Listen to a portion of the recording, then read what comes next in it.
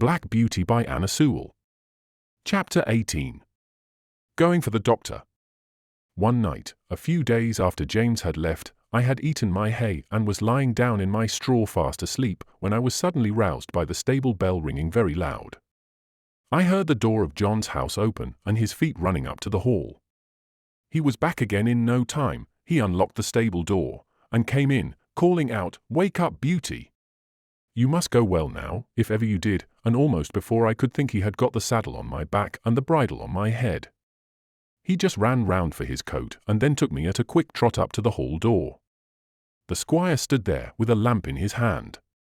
"Now, John," he said, "ride for your life, that is, for your mistress' life. There is not a moment to lose.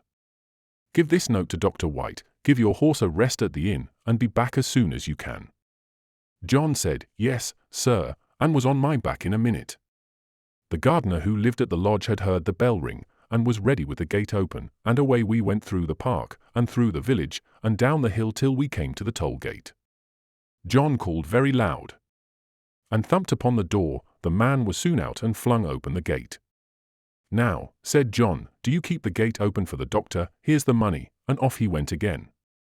There was before us a long piece of level road by the river side. John said to me, "Now, Beauty, do your best," and so I did. I wanted no whip nor spur, and for 2 miles I galloped as fast as I could lay my feet to the ground. I don't believe that my old grandfather, who won the race at Newmarket, could have gone faster. When we came to the bridge, John pulled me up a little and patted my neck. "Well done, Beauty!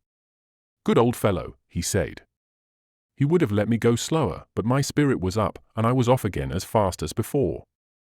The air was frosty, the moon was bright, it was very pleasant. We came through a village, then through a dark wood, then uphill, then downhill, till after 8 miles' run we came to the town, through the streets and into the market-place. It was all quite still except the clatter of my feet on the stones. Everybody was asleep.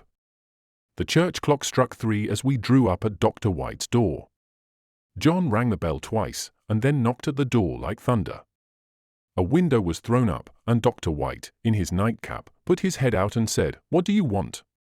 "Mrs. Gordon is very ill, sir. Master wants you to go at once. He thinks she will die if you cannot get there.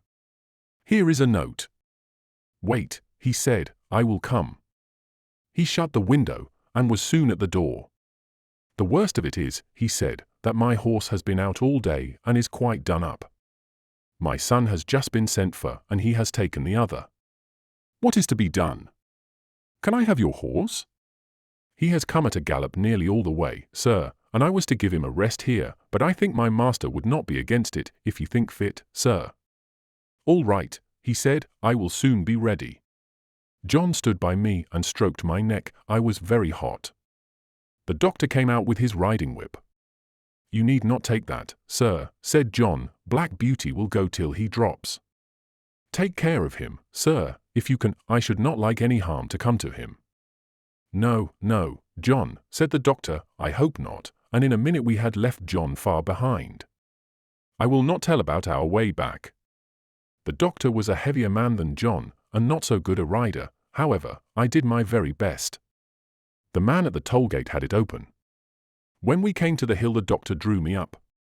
"Now, my good fellow," he said, "take some breath." I was glad he did, for I was nearly spent, but that breathing helped me on, and soon we were in the park. Joe was at the lodge gate. My master was at the hall door, for he had heard us coming. He spoke not a word. The doctor went into the house with him, and Joe led me to the stable. I was glad to get home. My legs shook under me, and I could only stand and pant.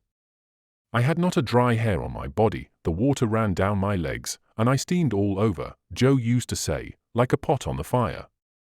Poor Joe! He was young and small, and as yet he knew very little, and his father, who would have helped him, had been sent to the next village, but I am sure he did the very best he knew.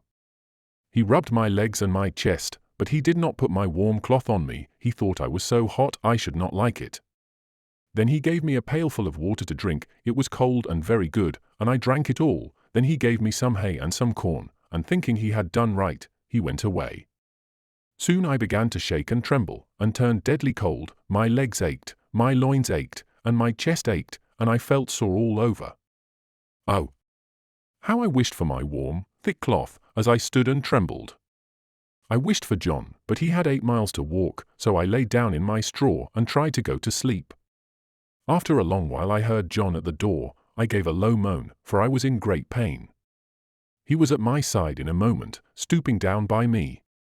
I could not tell him how I felt, but he seemed to know it all. He covered me up with 2 or 3 warm cloths, and then ran to the house for some hot water. He made me some warm gruel, which I drank, and then I think I went to sleep. John seemed to be very much put out. I heard him say to himself over and over again, "Stupid boy! Stupid boy!" No cloth put on, and I dare say the water was cold, too. Boys are no good, but Joe was a good boy, after all. I was now very ill. A strong inflammation had attacked my lungs, and I could not draw my breath without pain. John nursed me night and day. He would get up 2 or 3 times in the night to come to me. My master, too, often came to see me. "My poor Beauty," he said one day, "my good horse, you saved your mistress' life. Beauty, yes, you saved her life." I was very glad to hear that, for it seems the doctor had said if we had been a little longer it would have been too late. John told my master he never saw a horse go so fast in his life. It seemed as if the horse knew what was the matter. Of course I did, though John thought not. At least I knew as much as this, that John and I must go at the top of our speed, and that it was for the sake of the mistress. End of chapter 18.